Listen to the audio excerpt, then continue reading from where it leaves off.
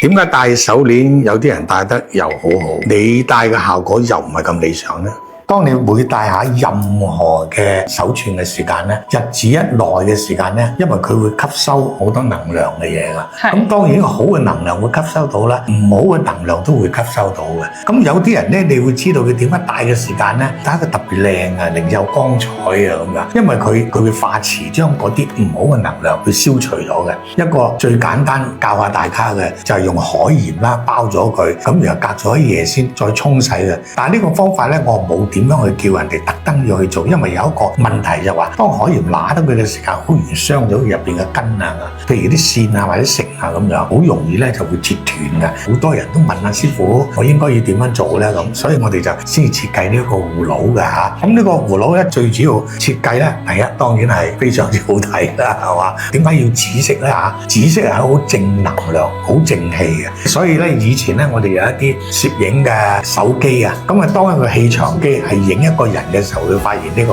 7種唔同嘅光，紅橙黃綠咁樣。咁啊佢如果係全部做出嚟紫色嘅光，呢個人嘅正能量好強嘅。咁所以上嚟講咧，呢個紫色係代表一個好能量嘅嘢，所以我哋係用一個紫色。咁啊另外設計嘅時間，將青龍白虎玄武朱雀嘅嘢做喺度4個方位嘅瑞獸都喺度，咁就可以擺個地方做一個鎮宅，亦都一個好嘅方式。咁啊另外嚟講咧，我哋喺入邊嗰度咧設計咗一啲水晶穗啦，係會擺喺呢一個葫蘆度。咁如果咧放好嘅時候啦，夜晚黑翻去瞓覺嘅時候咧，就將佢放翻落去，等佢第二日咧就可以自己攞嚟去戴翻。當你夜晚放完之後，聽朝早拎出嚟嘅時候咧，仲係感覺到冷冰冰嘅時間咧，嗱我講咩咧？佢就已經化咗一啲唔好嘅能量啦。咁當佢化咗唔好嘅能量嘅時候，佢就充滿咗有能量，你就再接收啦。咁可以嚟講一兩日自己不停就將佢唔好嘅嘢利用呢個葫蘆同埋入邊嘅嘢啦，去化解咗佢，清爽咗佢，等於手機咁樣，好似係一樣嘢去充電。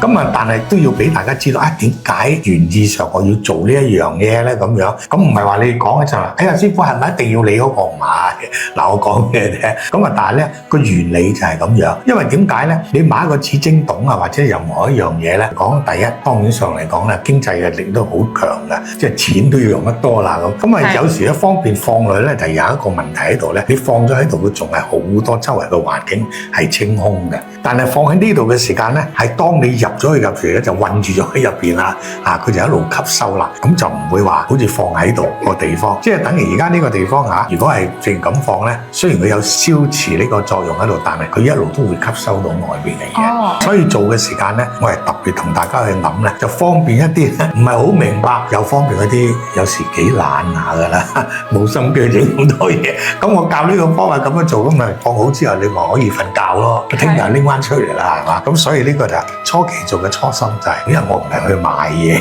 我係一樣嘢除咗大家去奉請咗翻去咧，亦都真係佢哋有呢個能力。當佢有呢個能力嘅時間，佢亦都知道點樣去用，咁佢先係最好嘅就咁樣。所以小建議，尤其啱啱請手鏈翻嚟嘅人，或者去過啲負能量好重嘅地方，覺得最近自己嘅運勢唔係咁好，咁一定要幫佢好好地淨化一下。如果你仲未有自己嘅水晶洞，一定要點咗下降，不妨嚟結緣啦。佢唔係一個消耗品嚟嘅，而係你同水晶之間一個溫暖能量嘅驛站。